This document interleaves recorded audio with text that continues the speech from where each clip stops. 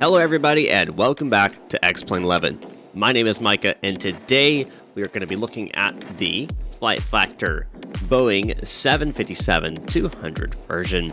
We're going to be doing a cold and dark startup, FMC programming, taking off, climb, cruise, descent, and landing into Phoenix. We're here in Los Angeles. Basically, the whole point of this is to show you guys how to fly this aircraft from the very beginning to the very end. Now, I am not a real-world pilot or real-world anything in regards to aviation. I have been doing virtual aviation for almost a decade now. With that being said, do not use any of this information in a real-world situation, as it's probably not what you should be using.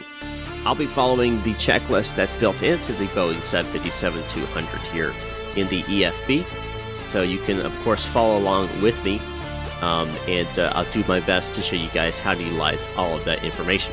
So let's first start off here by getting into the cockpit and familiarize ourselves with it. Alright, we are now inside the cockpit here, and as you can see, just like any other major airline, you're going to have your main panels here. You're going to have your primary flight display, your main flight display, and then you have your ECAS system, and then your FMCs down here on the center pedestal. Yeah, you have an overhead panel. We'll be doing a lot up here, so it is nice to know what everything up here does. And of course, you have your center console. This is where all your radios and all of your radio information, basically, ILS, everything is all down here in this area. So, your EFB, to access that, there's two ways you can do it. You can do it up here in the plugins menu, 757/767 EFB, and you can select it from there. Or you can actually hit the tablet, which is down here on the left-hand side, and that's going to pull up your EFB as well. I generally just hit the tablet right there, but you can do either way, whichever you would like to do. I'm not going to go through all the settings here inside the EFB. I'm just going to hit on the main ones that you should pay attention to. So we're going to go to operations. We're going to the options here. Avionics. Now, if you have the FPDS upgrade, which is what I have, which is why you see these digital displays here, you're going to want to make sure you select the FPDS upgrade. You can, of course, select the original, and that's going to change it back to the original steam engines, as you can see here. But we are going to keep the FPDS upgrade. That's what we're going to be utilizing today, as that's the most latest version and what's commonly used today anyway. Sim settings, this is up to you. I use metric weights, so I'm going to be using metric weights throughout this entire thing, but you can change that. You can select to use better pushback as well. It's up to you. Advanced wind shear, realistic sound, etc. All of this is up to you, what you'd like to use.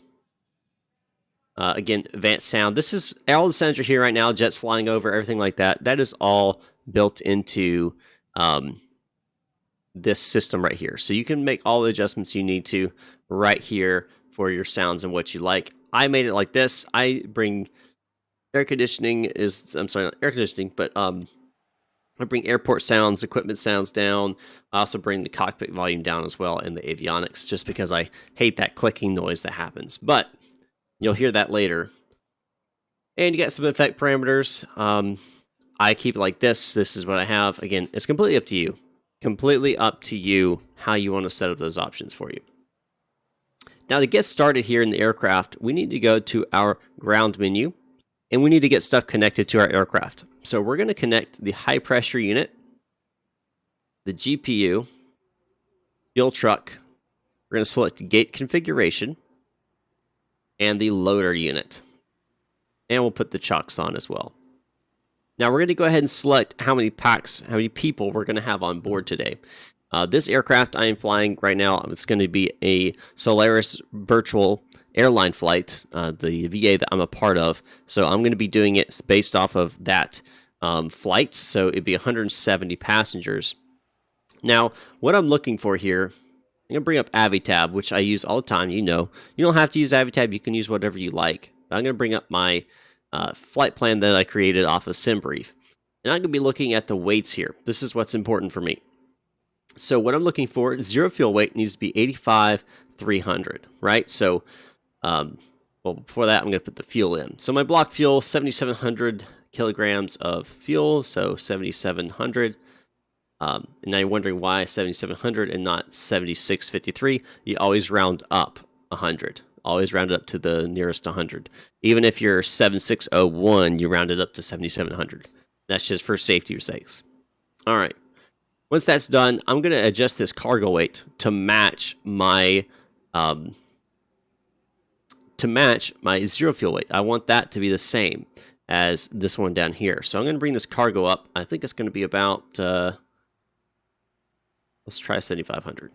Nope, not quite. So we're looking at 9,500. Yeah, that's close. Okay, so about 9,500 of cargo. I could add, well, let's make it 9,800. All right, that's close enough. That is close enough. Now, I'm going to select Optimize CG. And it's going to optimize my center of gravity. That way, I don't have too much in the rear or too much in the front, causing the aircraft to be unbalanced. I want to optimize that center of gravity to allow my aircraft to use as less trim as possible. So, optimize center of gravity. I'm going to go ahead and do maintenance on the aircraft because I have been flying this often, and FlightFactor does track that information, so it can cause issues. So make sure you do that before every flight as well. I'm going to go to my airplane now. I'm not going to load it yet, but I'm going to go to my airplane. And I'm going to open up my left front door, my forward and aft bulk cargo storage. I'm not going to open up any of these other ones. You can if you want. It's up to you. I wouldn't do any of these thinner ones, but the right back, left back, right front, if you want to, simulate surfaces being loaded on board and so forth, you can do that if you want. I don't touch it. At least you need one cabin door open and at least 2 cargo doors open. All right. Now that that's set, I am going to go to my checklist. To go to your checklist, we're going to go to in-flight checklist. And I'm going to go to the amplified version. This is going to give me what I need to know for the actual proper startup procedure here for the 757. I'm going to go to my overhead panel. I'm going to make this, pull this down just a little bit so I can actually see. See, that's good right there. All right. Battery switch to on. So this is your battery right here. We're going to go flip up that little cover and turn on the battery. Here's some beeps. Lights come on. That's good. We're going to close that cover.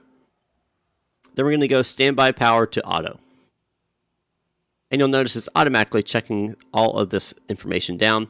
It want to make sure your landing gear is down and your alternate flap selector is in the normal position, which it is. So I'm not going to go through all the ones that automatically does, but it'll let you know if something's not in the right position so you can fix that. So it says electrical power established. So what does that mean? Well, that means, have you established electrical power? Are you going to be using APU power or GPU power? If you're using GPU power, then you select the external power on. You can select electrical power established. And this is when you turn your bus tie switches to auto. So bus tie left and bus tie right to auto. Now you notice it says APU generator on, APU selector start. That's only if you're actually doing a APU startup procedure. If you're doing an APU startup procedure, this is where you would actually turn on your APU. We're not doing that today. We're doing a GPU startup procedure. Now we're going to start a preliminary pre-flight. This is going to be turning on our IRS, so our left. All right, sorry about that, guys. I had an issue with the IRS mode switches not turning, and I had to reload the aircraft because I just updated the aircraft, and sometimes that happens. I've noticed right after an update, it'll get stuck. So anyway, so we're good now. If you guys ever run into that issue, just exit out of that flight and reload it, and you should be good to go. So let's continue on. We're going to select our IRS mode selectors to a nav, both left, center, and right. And we're going to change the heading here in a second, and you'll see why. Status display check. So that's down here. Let's see. Go status display. And what we're looking for here is we're verifying that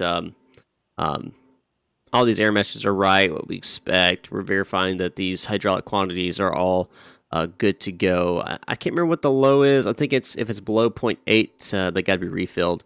And to refill them, you just hit the maintenance button, as I showed you earlier. You want to make sure that not 0.90, I think, is what they should be at normally. So if they're below 0.8, you need to fill them up. You'll get a warning light for that. You don't want to lose hydraulics while you're flying for sure. All right. Status is checked. Verify quantities are completed. We'll go to the next CDU pre-flight. So this is where it gets kind of complicated when you're talking about programming the aircraft so it can fly itself in a manner of speaking. We're going to bring up AviTab here because we're going to need that, the chart here, while we're programming for sure.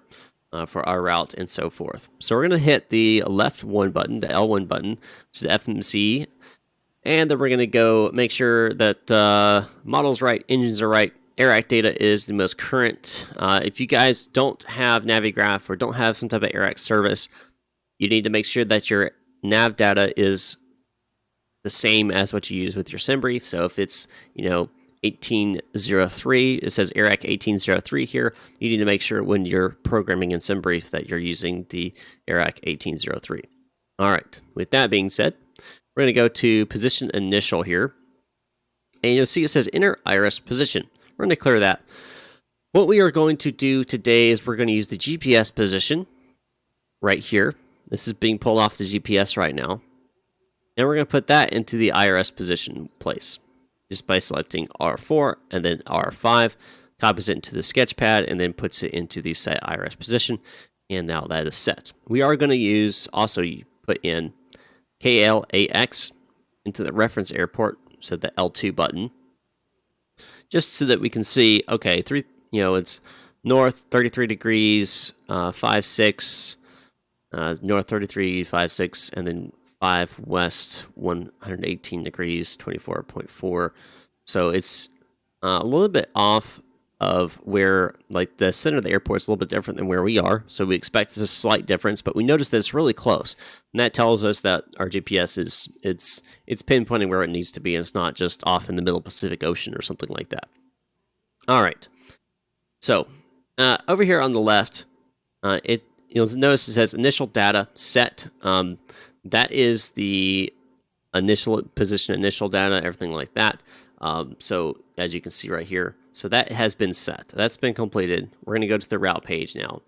So navigation data set, route. So we're going to enter our route now. So our origin is Los Angeles. So Kilo Lima Alpha X-ray. Put that into L1.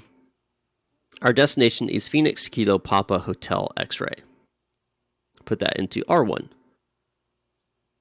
The runway we are expecting to use today, based off of the weather and the ATIS, is 07 left. So we're going to put 07 left into the runway position. Our flight number today, this is whatever you're deciding to fly as, Delta 153 or American 3713 or whatever.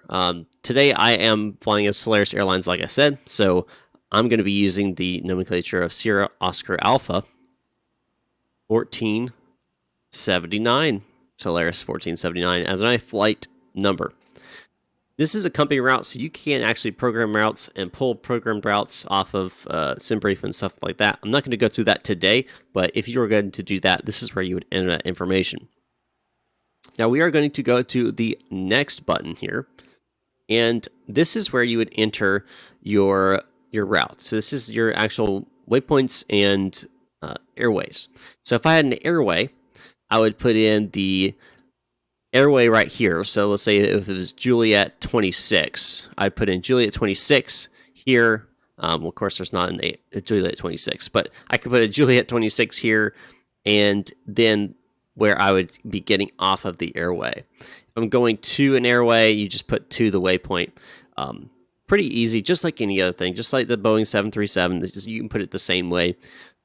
So if you guys are confused by that, let me know. I'll do a thing on that. But this route doesn't have an airway, so I'm not worried about that.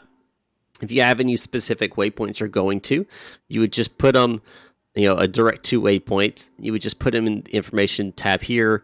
I'm just making one up. Let's say that was a waypoint right there. I could put it into the to, and it would be a direct to that waypoint. But because I have such a short route today, flying from LAX to Phoenix, it's giving me only a SID, a transition point, another transition point, and a star. So that means I don't actually have to put anything into the route page here. Instead, I'm going to go to the departure, And I'm going to select departure LAX. And I'm going to select my SID. Now my SID that I'm being given is the Tusty 2 SID.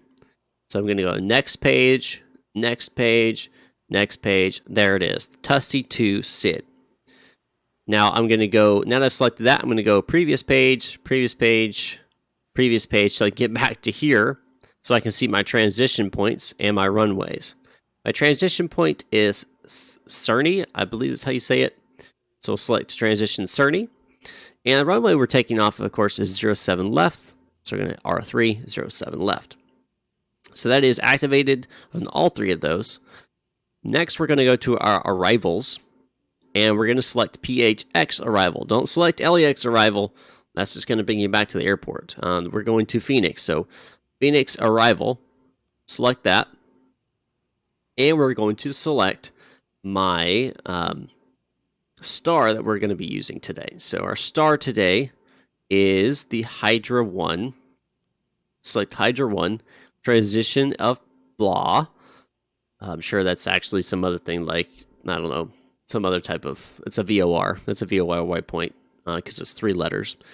Don't know the name of it, but I'm just going to call it blah for now.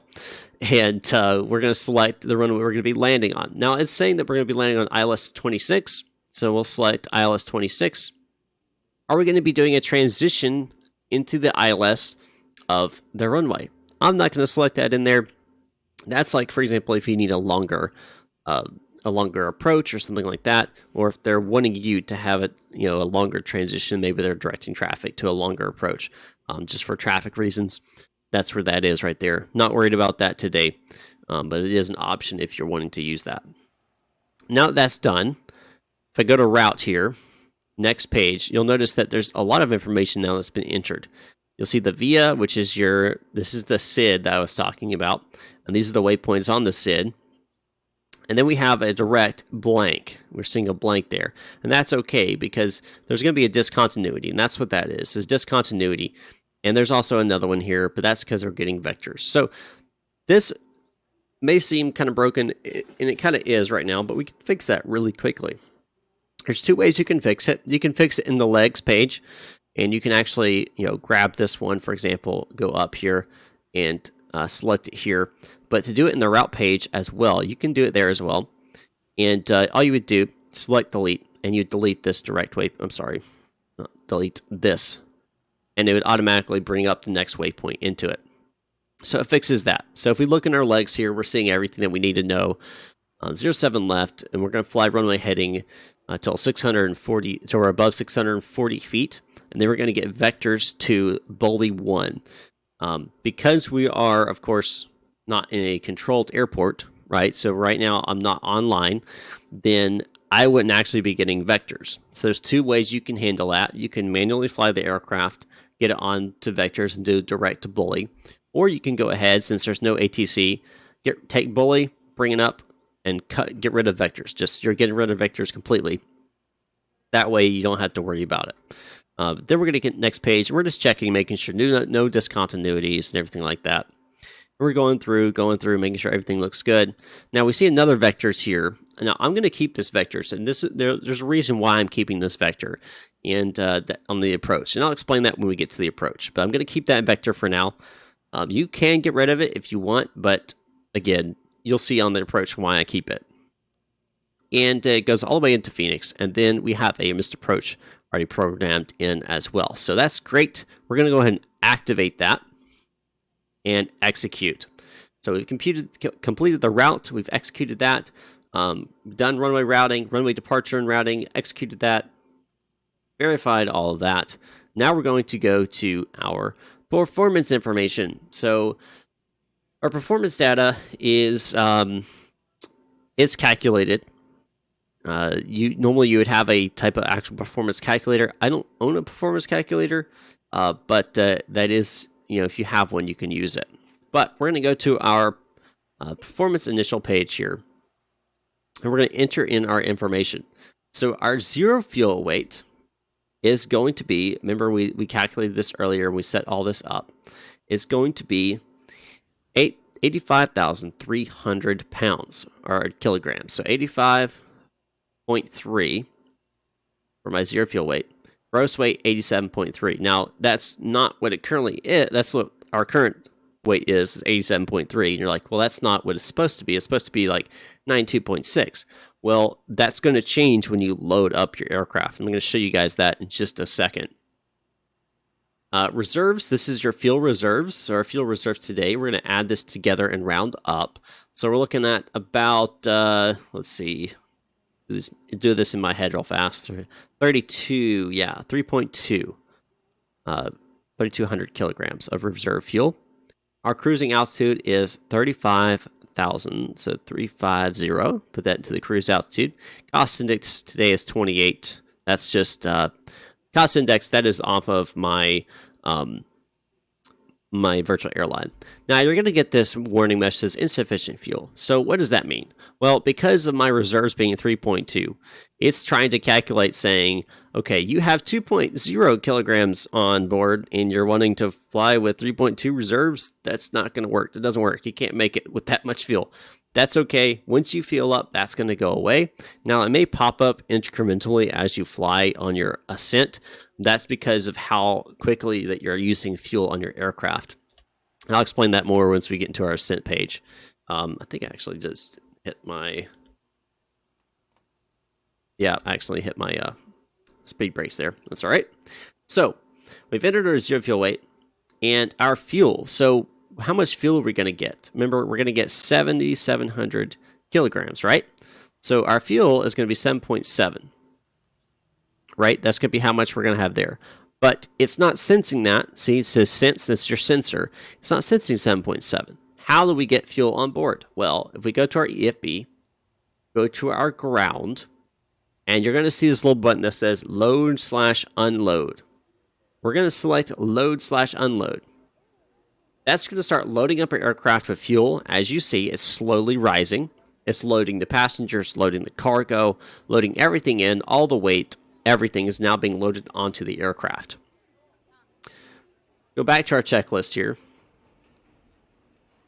And we're going to wait this right here. We're going to wait for this to be completed for our CDU pre-flight. I'm not sure why they have it set like this, but, you know, that's okay. We're going to go and switch to our next right here. Next page and continue on our checklist, and we'll come back to that in a second. We're going to make sure our yaw dampeners are on. System pressure lights. We want to make sure those are on. This should be on, but they are checked. Good. Left and right engine pump switches. So this is your left engine. This is your right. So on and on. So we're good on the pressurization lights. Those are on. Sensors are off. Electrics off. ELT switches armed. It's up here. We're good. Battery switch on. Standby power is auto. APU generator. So this is where we can actually start our APU at this point. So we're going to start our APU. Let that thing warm up and get started. To watch it warm up, you can look down here at your status display on your ECAS. Watch the APU EGT rise, RPM rise as well.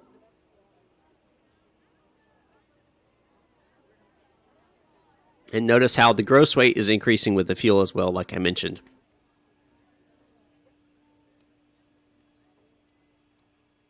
We're just waiting for that APU to finish spooling up here so we can switch over to it for our battery, or I'm sorry, for our electrical system here.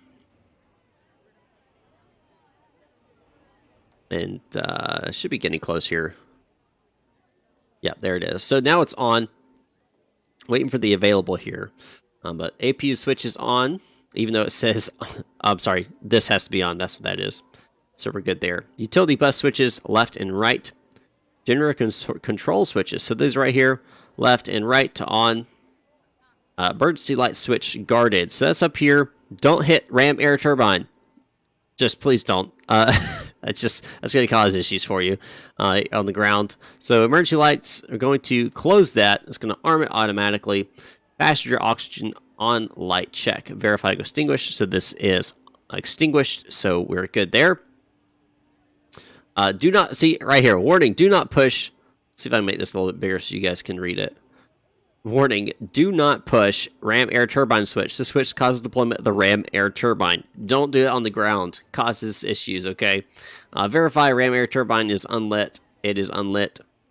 All right, I'm going to make this smaller again here. All right, engine selector switches are going to go to auto. Position light switch on. So down here, position light switch to on. Wing light as needed. If it was like icing or something like that, you needed to check and make sure that the engine's getting de-iced and so forth. You would turn it on. We don't need it right now, so it's off. Left and right window heat switches. So up here on this side, left and right on. Down, no smoking, auto. Seatbelt signs to auto. This is your pressurization for your cabin. So you want to make sure you switch this to auto. You can be auto 2 or auto 1, doesn't matter. And then auto rate, you want to match it with that little little triangle right there. The line matches it with the triangle there. So get that set. Auto rate set. Landing altitude selector is set. So we're going to set the landing altitude right here. So we're going to bring up Avy tab. This is where I'm finding the information. You can find it other locations like SkyVector or something like that. Phoenix elevation is 1,134. So we're going to bring down the landing altitude. 1,130. So that is set. Everything else is good. Cabin, forward cabin pressure. So this is the temperature. So we're going to set this to auto. Auto. And auto. Perfect. Trim air on. Recirculation fans to on. Pack control selectors to auto. Now you're hearing the packs on because I have the high pressure unit. If you didn't have the high pressure unit, you wouldn't hear the packs come on. Bleed air. Isolation on. Left and right engine to on. And APU bleed air. Now because I had the APU started, it would actually start popping up right now for your air conditioning if you didn't have your high pressure unit attached. All right, now I'm going to go back down here and finish this up where we missed off. So if we go back to CDU pre-flight here, and if it'll let me scroll down, there we go. Now it's looking right. Now we got the gross rate 9,300, 0.85.3, fuel 7.7. That's looking great. Perfect. So we're going to go to takeoff now. We're going to select our flaps 5. Center of gravity, we're going to pull that. Trim says 4.9. That's important. We'll have to set the trim. And reference speeds, select to on. And then we're going to select each one of them. That's going to give us our V speeds over here on, or it should give us our V speeds over here on our primary flight display. All right, so fuel on, CDU is set. Fuel is sufficient for flight. That is verified. Takeoff, V speeds, set. Good. Now we're going to go to our pre-flight like we were doing earlier. I'm going to scroll down here till we found off where we left off. Long checklist here. There we are. All right, flight director switch to on. So these are these switches right here. Flight director switch on, flight director switch on. VOR and DME switch. So these are your VOR and DME switches. These are going to go to auto. It looks like they're not switching over. Like probably something with the update, even though it says it's an auto, but it's not switching over. So probably something with the update broke that switch. Wonderful. But it should say auto. It used to. Anyway. All right. Oxygen test. So we're on status here. Oxygen mask right here. And looks good. And is there a test button on here? It doesn't look like it. Reset test. There we go. All right, perfect. You always got to get your oxygen to wake you up in the morning, right? That's what some pilots say they do. Crew oxygen pressurization check. That's good to go. Flight instruments check. So we're going to check these right last on the... I'm sorry, flight instruments, not flight controls. My bad. Flight instruments to make sure all this is valid here. No issues. Everything looks good. Only thing that I have right now is the altimeter is not set properly, but we'll get to that here shortly. But yeah, all the instruments and everything look good to go. So we'll say they're good to go, sir. Yep. That's all good. Good. Upper ECAS check. Verify primary engine indicators show existing conditions. That is correct. They are.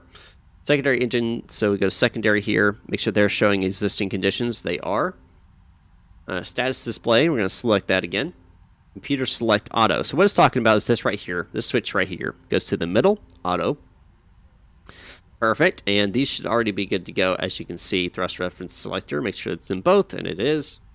Minimum set. So minimums, what are minimums?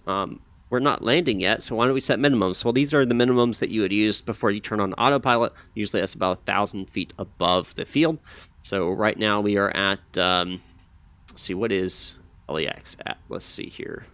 Let's see what LAX elevation is. It's not very high. 125 feet, so it'd be 1,125. To set that, we're going to look down here, move a little bit so we can see. I want you to pay attention to right here. We're going to select on the left side, this left knob, to barometric, and we're going to use the top knob here to bring it up to 1,125. Perfect. So there's our minimums for when we can turn on the autopilot. So minimums is set. HSI range selector, check. So this is your range right here, and you can just make sure it's functioning properly. I'll keep it about 20, so we'll go there. HSI mode, check. VOR, app, map, all this kind of stuff. We're going to keep it VOR there. Go on that. HSI center switch, check. Yep, we're good. That's right here. That's just a center on us. Good. Speed reference set. Let's see here.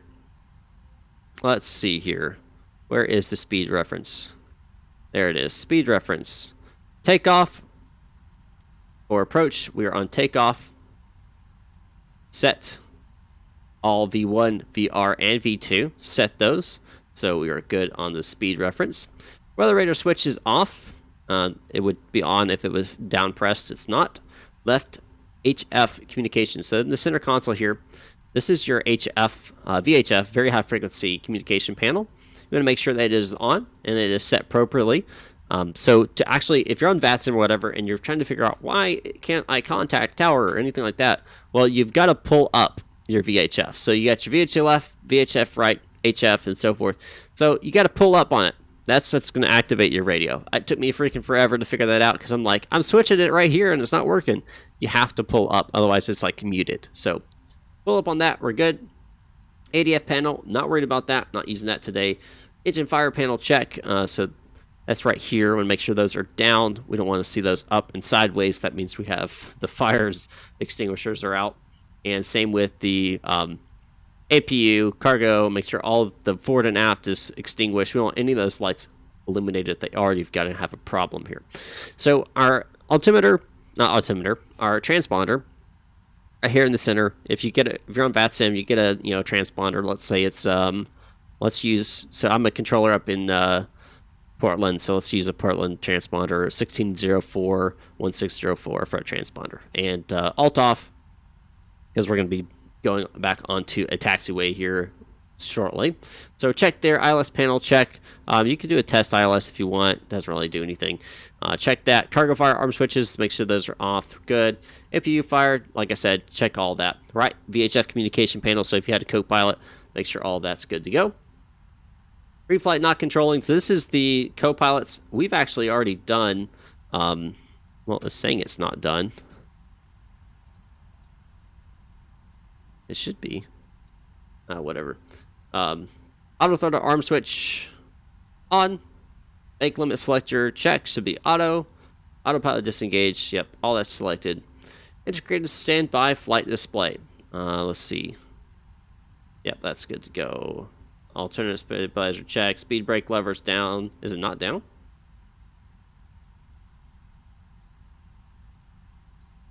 It is down. I don't know what you're talking about. Speed brake levers down, so shut up. Flap level check. Make sure it is at 0, and flaps are at 0 here at center console. That is set.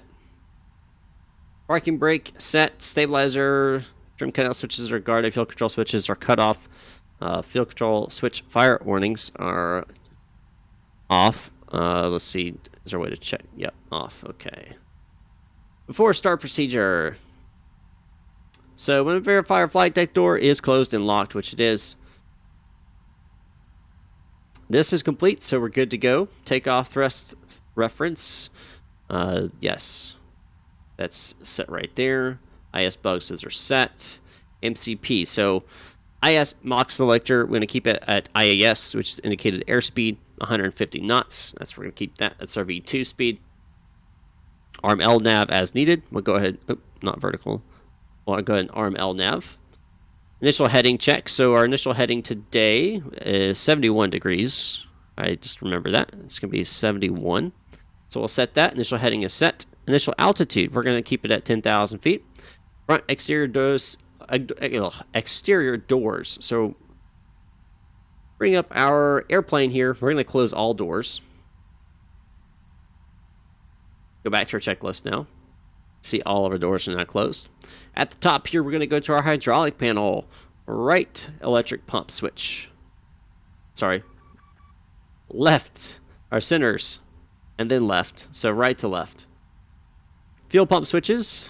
Left and right coming on. If you had fuel in the center, you could turn on your center pumps. We don't have any there. So we're good to go. Red anti-collision light switch to on. Recall switch. So we're looking down here. Recall. Make sure we're not getting any more. Perfect. Trim. Remember, trim, what is it? 4.9. Okay, so we're going to look down here. Oops. Wrong thing there. We're going to look down here.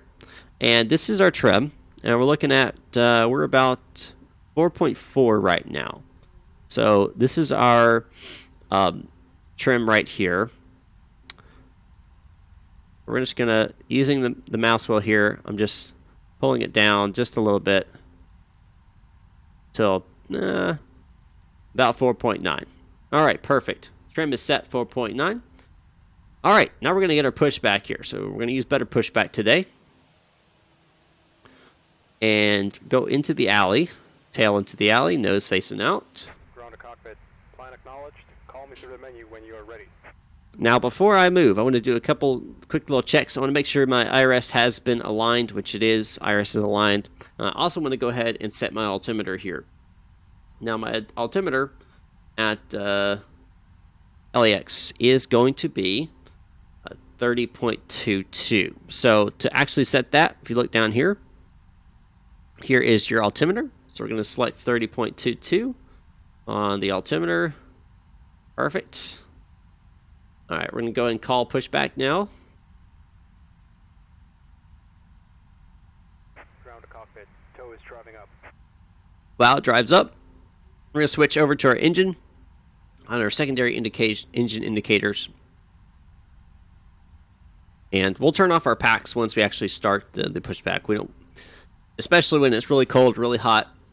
You want to make your passengers as comfortable as possible, so that means holding off on turning off their air conditioning until the actual pushback is started, when you actually need to cut it off. So we're going to wait for the push and start here. I'll be back in just a second.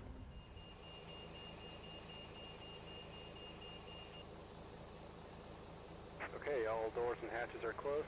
Ready to connect.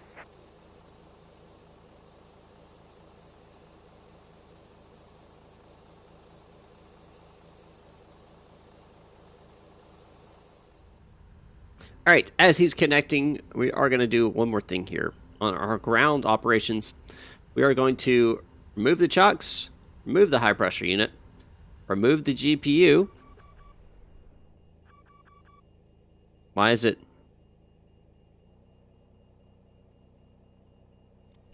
That's weird. When I switched over the APU, it killed the bus ties. I've had that happen before. Not sure why that does. Connected and bypassed and inserted. Release parking brake. Alright, I'll release parking brake in just a second. Remove the fuel truck, gate configuration, and loader units. To remove all, we're going to go back to our checklist now. Pack control switches. We're going to turn those to off. And now we're going to release the parking brake. Starting pushback. And you may start engines. Alright, may start engines. So we're going to go up here. We're going to use engine start 1 on the left engine ground. And we're going to watch as N2 rises here. We're looking for about 18. And then we'll add fuel.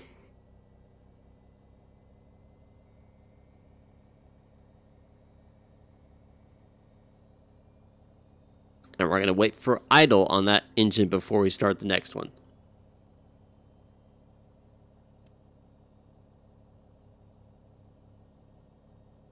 Hasn't quite reached idle. Even though the starter has stopped, it still hasn't reached idle yet.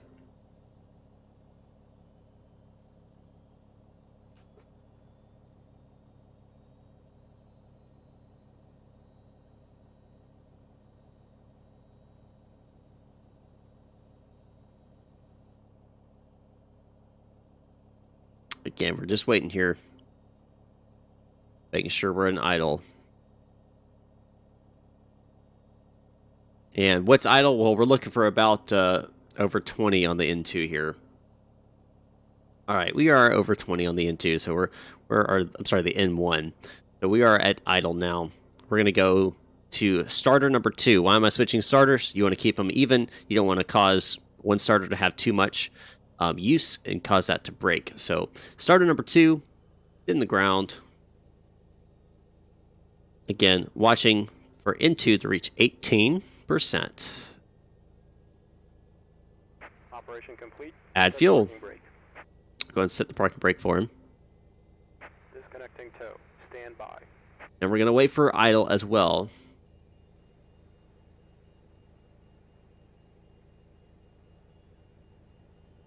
On that one as well. As we're waiting for idle, do want to cover something real fast for you guys, and it's mentioned right here in the checklist. When you're taxiing, you don't want to actually initiate a takeoff with this aircraft until your oil temperature has reached at least 50 degrees Celsius. To see your oil temperature, that's right down here in your engine number 2. This is your oil temperature right here. Until these reach 50, we do not want to actually take off yet. So you're trying to quickly get to, the runway and take off, you actually can damage your engines. So you want to make sure that, you get that set. Looks like I lost my V-speeds and my barometric pressure and everything. Has been removed. Hand signal on the right. Well, see you next time and have a safe flight. When that APU didn't switch over properly. So we're going to set my... Oh, you know what? Yep, that's set. Why is it not... There it is. Set. And barometric, see, minimums 1,125.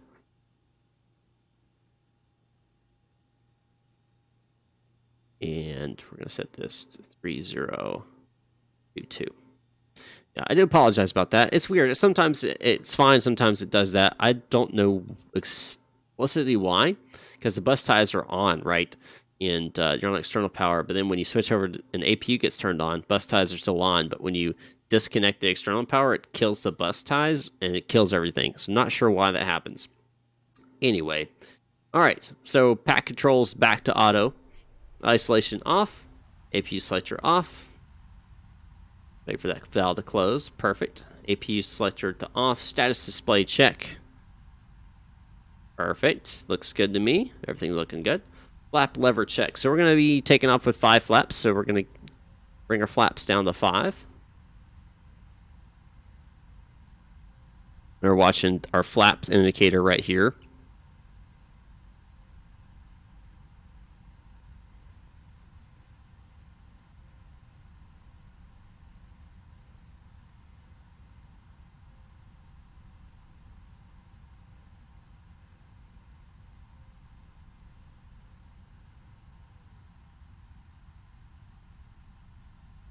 All right, so that is set. Flaps are set as needed. Flight controls check.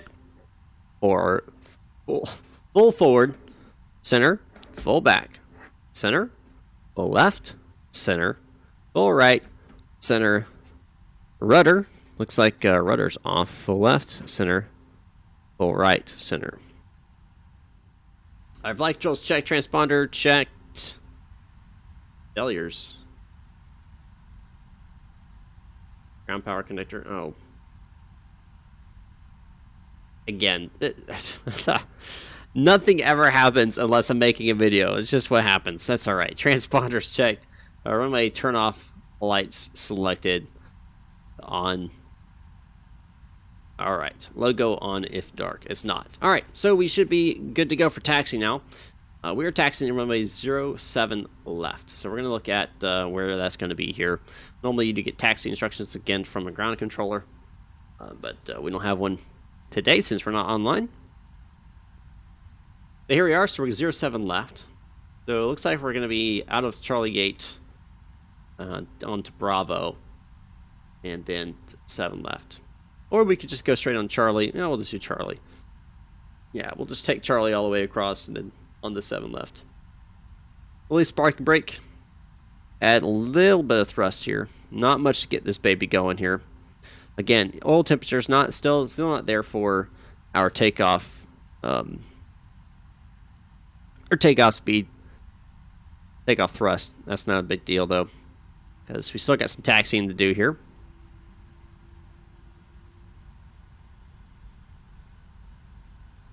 And we're going to taxi.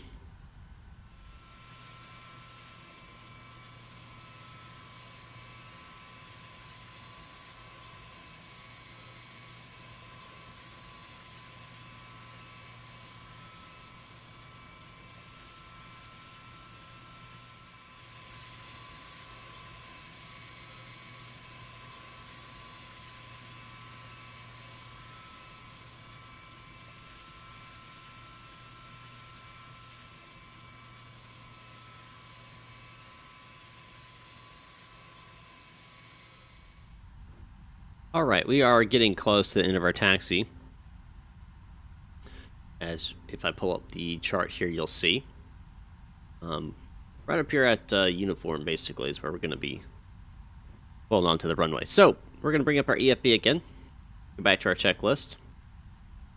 White anti-collision lights, those are going to come on. Transponder TARA, which is all the way to the right. Auto brakes RTO. Runway turn-off lights can go off. And wing lights can come on.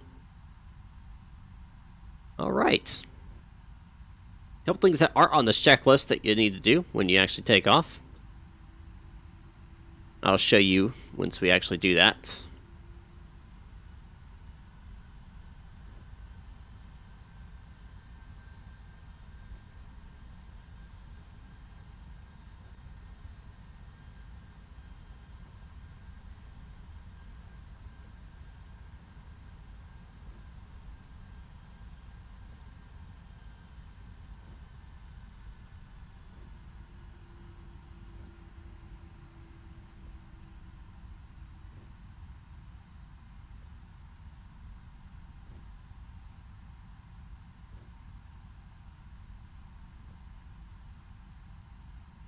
One thing you guys should do, did this a little late, but you should always do the safety demonstration.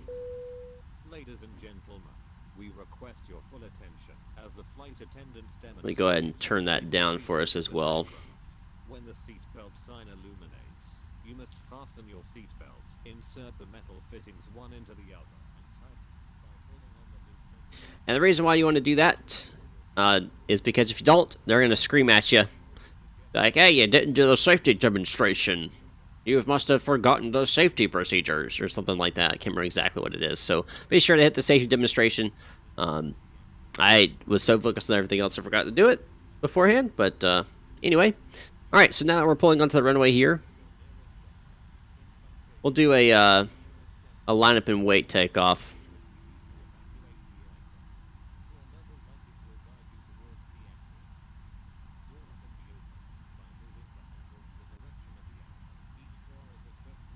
Alright.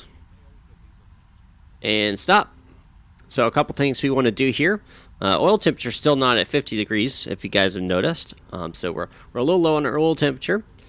Since we have no traffic, I ain't worried about sitting here on the runway. Normally you would hold short of the runway for the oil temperature to rise.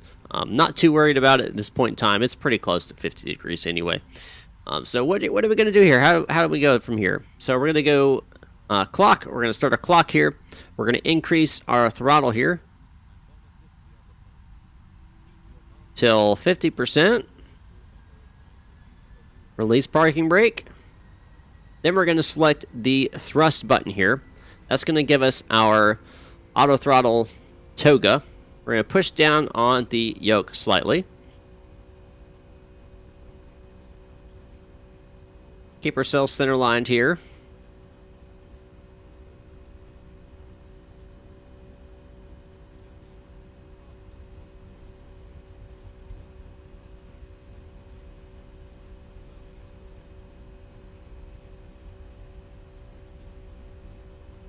And releasing that pressure.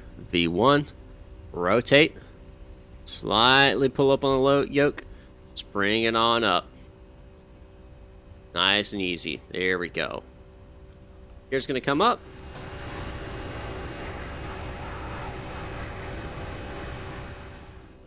And we're going to start making our turn to the right now that we've passed 640 feet. We passed the line for our autopilot. Go and select vertical navigation. And push our nose down here so we can speed up.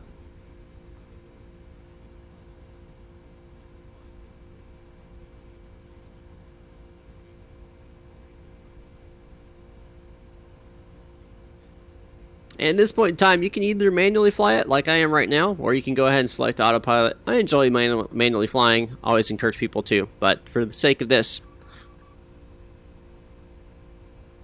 unsynced stabilization trim. Okay. We're going to bring up our flaps.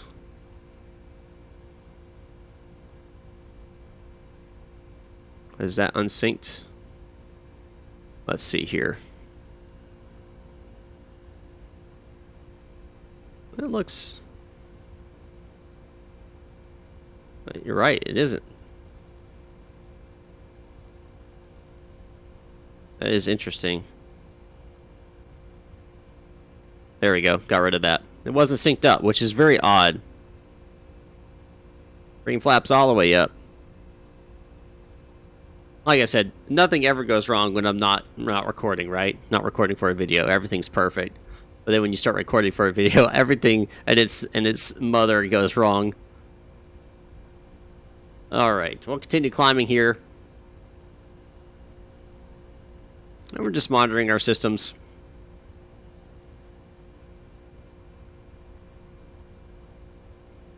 Everything's looking good. Looking good here.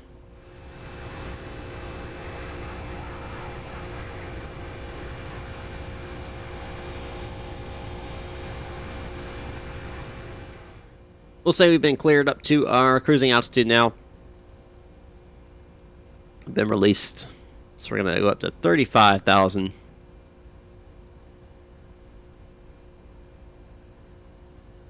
And only a couple more things we got to do on our climb out here. At 10,000 feet, we'll turn off our landing lights. And at 18,000 feet, we'll switch over to standard altimeter, 29.92. And then at cruise, we'll turn off as long as the weather's good, weather permitting, turn off the fastest seatbelt sign. And we'll start the crew cabin service. And we'll monitor on the climb out, we're going to monitor our oxygen, make sure our pressurization is climbing. If you look at our cabin right here, this is our cabin, this is our differential pressure, and this is the rate. All right, so we're going about just about 600 feet per minute on the cabin pressurization. The altitude on the cabin, as you can see, the needle is slowly rising, and the difference between the outside pressure and the inside pressure, we're looking at about 160 or so. So it looks good. The pressurization is looking great. We just want to monitor that as we climb. Once we pass 10,000 feet, I'm probably going to go ahead and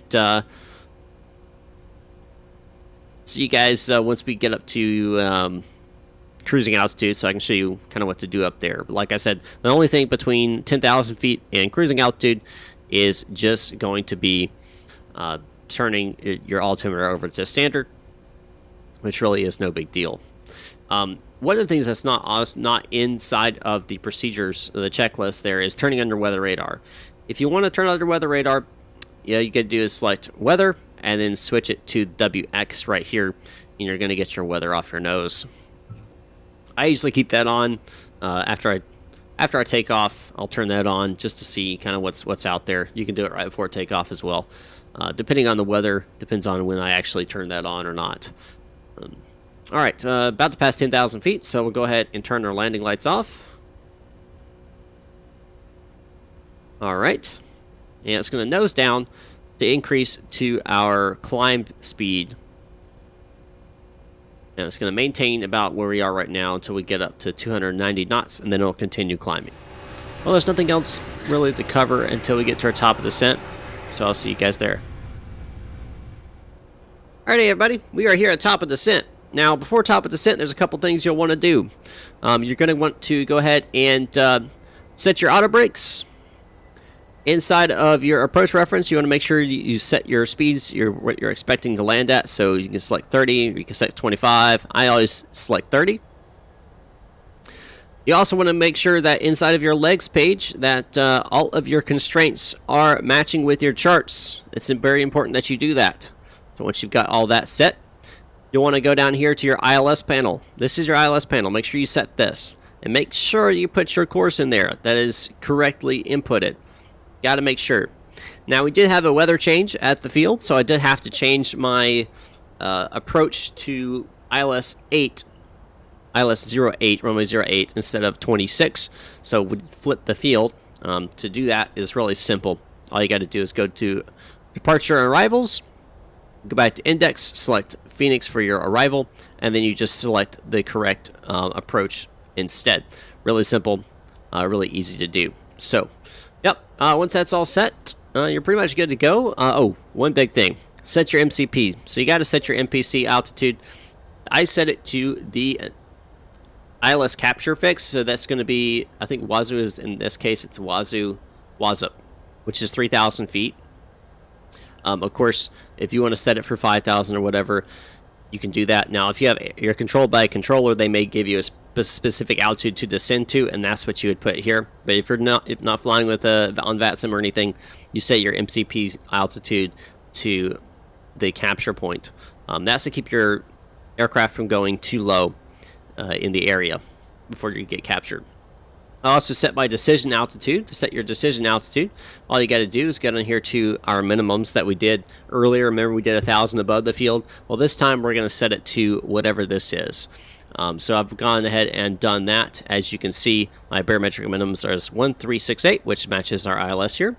I've also went ahead and set my speed reference. To set my speed reference, all I did was switch from takeoff to approach. And just like with the takeoff speeds, I hit set to set them all up. And once it's all set, then you're good to go. So all those speeds have been set. All that's good. We're ready for our descent. We'll continue our descent. And I'll pick you guys back up once we get about 18,000 feet, because that's where everything's going to start picking up. All right, we're about to cross 18,000 feet, which means we need to switch over our barometric pressure from standard to the local barometric pressure in Phoenix, which is currently 30.31, so 3031. So set that 3031 and switch from standard to that. Yeah, we'll do the same over here.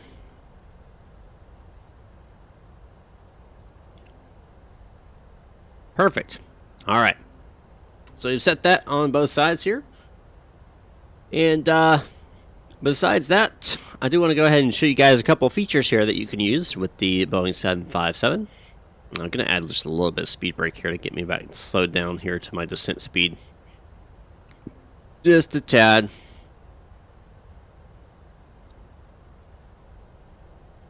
All right. Now, I want to show you guys this neat little feature here. So this right here, these little things are really cool. So you have your weather radar, nav aid, airport, RT, route data, and waypoint. So that waypoint, you're going to see all the different waypoints around me. So, I could say, if they want, hey, go ahead and hold over, Tyron or for some reason or whatever. I know exactly where it is. I can head that direction. Really neat feature there. Another option here is airports. So, if I have an issue where engine goes out or both engines bird strikes, whatever, which bird strikes at this altitude probably wouldn't happen. But anyway, something happens. I lose all hydraulic pressure. I lose engines, whatever. Yeah, I can see where the closest airports are, so I can make an emergency landing if I need to. Nav aid. So this is just giving you the local VORs. So you know, I could shoot a radial off of BKX or GBN if I wanted to do that. And really the most cool thing here is route data, so RTE data. So this is giving me my constraints, and my estimated time of arriving at that point. Really cool feature here. So, you know, at Punit, it's saying you'll be at 2,323 is what we got you set at, and 17:43 Zulu time. So in about 3 minutes, you should be there. And you can see up here, there's actually constraints that are in here too, 6,000, 7,000, and so forth. So really neat to have that feature. I always use that on my descent profile. That way I can make sure I'm maintaining that those requirements there. Speaking of, add a little bit more speed brake, drop us down 10 more knots. Weather radar I'll keep on, and I'll keep the tilt at 0 for now. You can tilt it down on your higher descent if you want to. Weather's perfect today. Really not worried about it. So yeah, neat little features that you can utilize there for your approach and in your waypoints and navigation. Really cool little features. I like them. I like using them. It allows me to kind of get a bigger picture and a more complete concept of what the approach is going to be like here. So we should be doing pretty much a straight in approach, which is not always common. Sometimes you'll do a turn to burn, turn to land. Sometimes you'll do, you'll go around the airport and then they'll vector you in. Now I know in the beginning I mentioned the whole vector at the end. Because we flipped the field and now we're landing at ILS on 8, that's not the case anymore. So I'm going to explain to you what I meant when I said that. So normally if you're going around an airport, let me pull up Phoenix and show you what I'm talking about. So actually, you know what? Let's do this. Let's go to home. Let's bring up the map so I can show you this in a better way.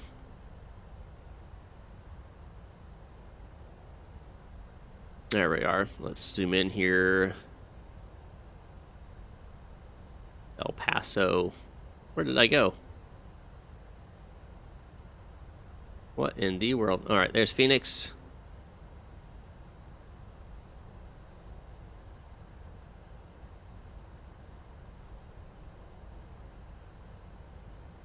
All right.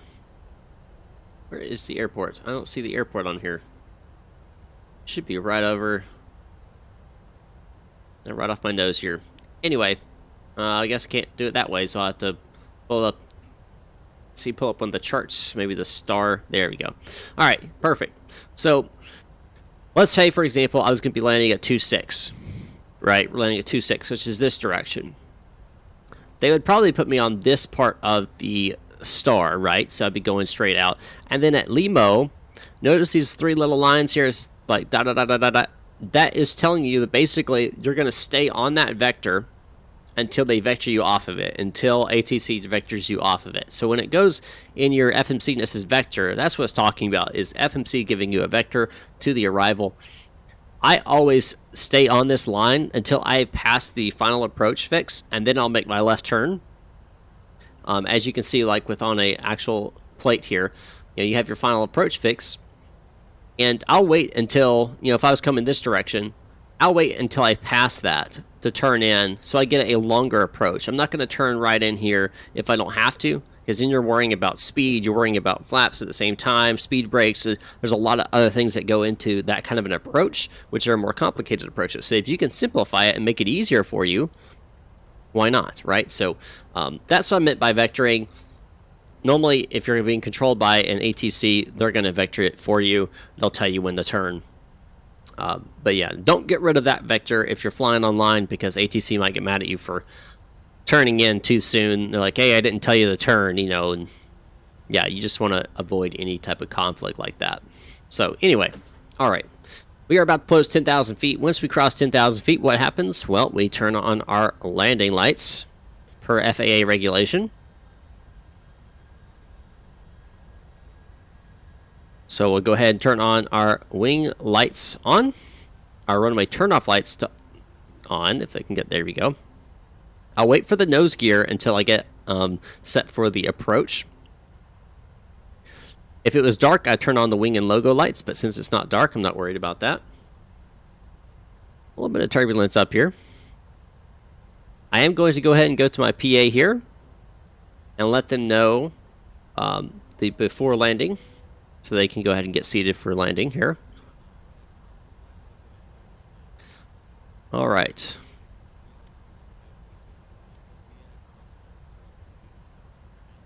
Quite bumpy, no big deal. Should clear up here. Ground temperature is 11 degrees Celsius, so that's 52 degrees Fahrenheit. Winds are still 110 at 3 knots. True. So should be a pretty simple landing in regards to worrying about the weather. Of course, now I say that, you know, I'm probably screwing up or something, as this video has been full of minor little mess ups, but that's okay. That's bound to happen, especially after an update. I mean, you never know. I shouldn't have updated it, but I did. You know, I've been holding off, and I should have continued to hold off, but that's okay. They'll figure it out, and they'll fix it. Alrighty. So let's see here. Looks like we got the airport finally in sight. Yep, there it is right there. That's going to be our runway right there on the left that we'll be landing on.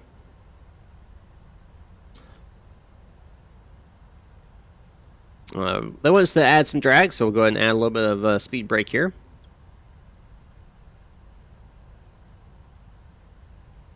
To meet our requirement, 210 knots at this next waypoint.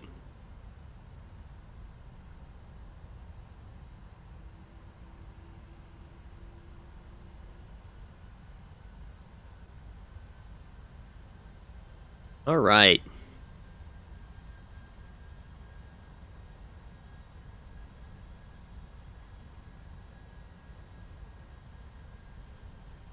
Looking good, guys. It is looking good.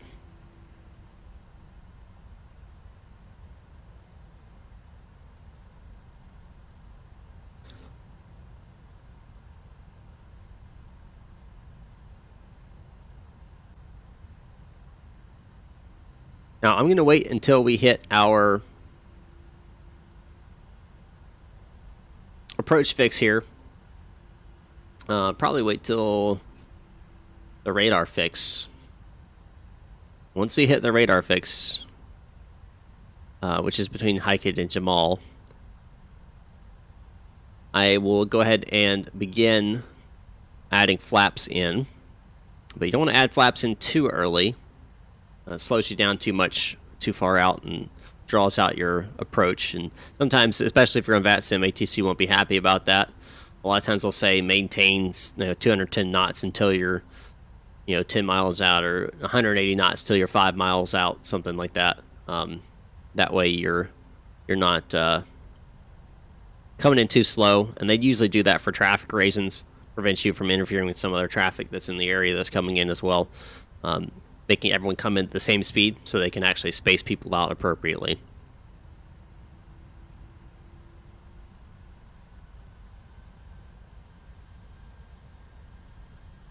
All right. Little bumpy up here.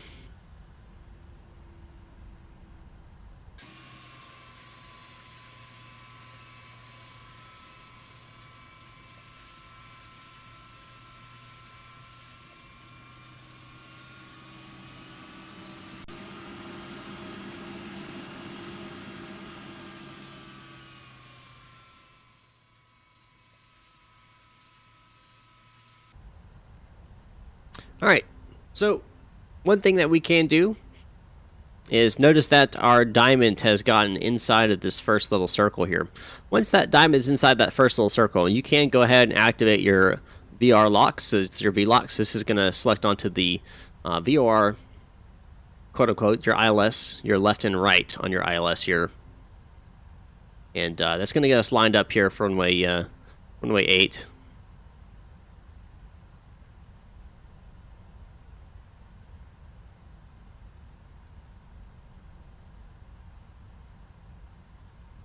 There we go. Kind of eased up there, got broke through whatever layer of turbulence that was.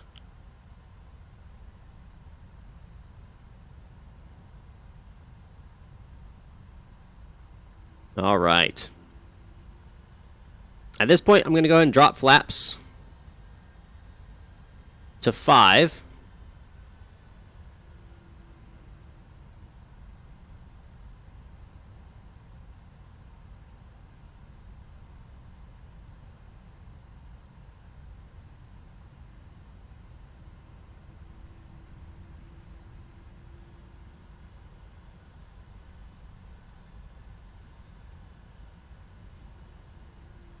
Which is good. 100 flaps.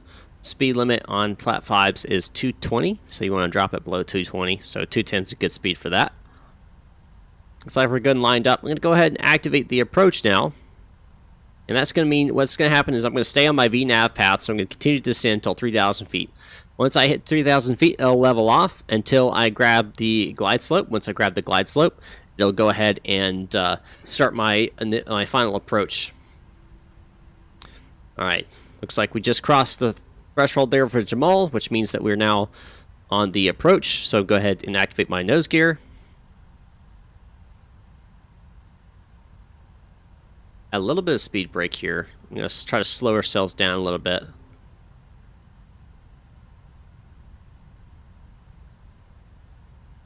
All right, see now it's starting to look like it's going to start leveling off here as we get close to 3,000 feet. And again, it will not go below 3,000 feet because we have the MCP set. So it's going to stay at 3,000 feet until it grabs the glide slope. And then it'll fly off the glide slope here. All right, let's see here.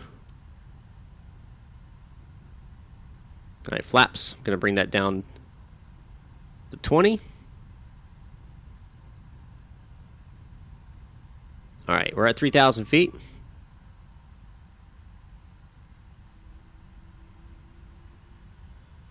And glide slope is captured. So now notice the IS is now here on the here. So we're going to bring this down to our reference speed, which is 132. 5 miles out. All right. You're coming down at 5 miles out.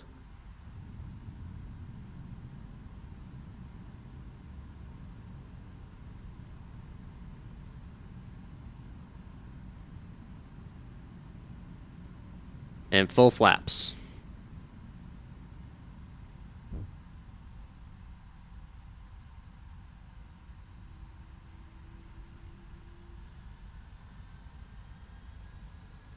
Now, the 757 does have auto land feature. I'm not going to be using that today, but it does have that option. You would turn on the other commands as well, and you would have the other FMC programmed for the approach as well as the backup system, and you'd be able to do the auto land. I'm not going to do that today. I'm going to be doing a visual landing here. I'll take over here about now, actually. Go ahead and disconnect the autopilot.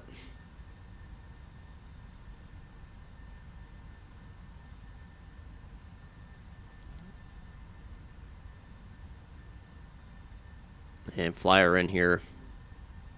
Nice and easy.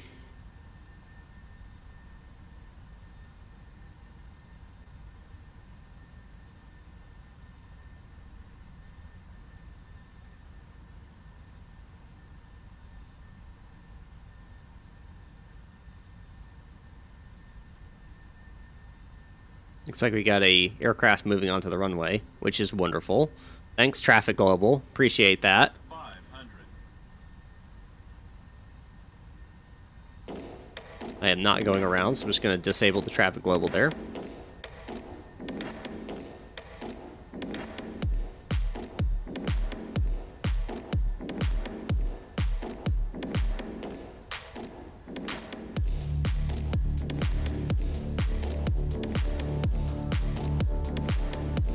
Alright, I'm going to disarm auto throttle.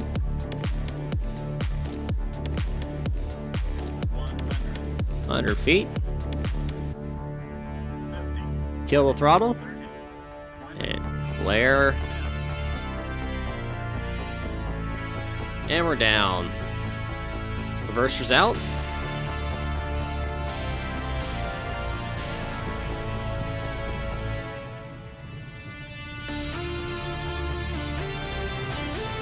Waiting for 60 knots on the ground speed. Reverse your throttles to idle.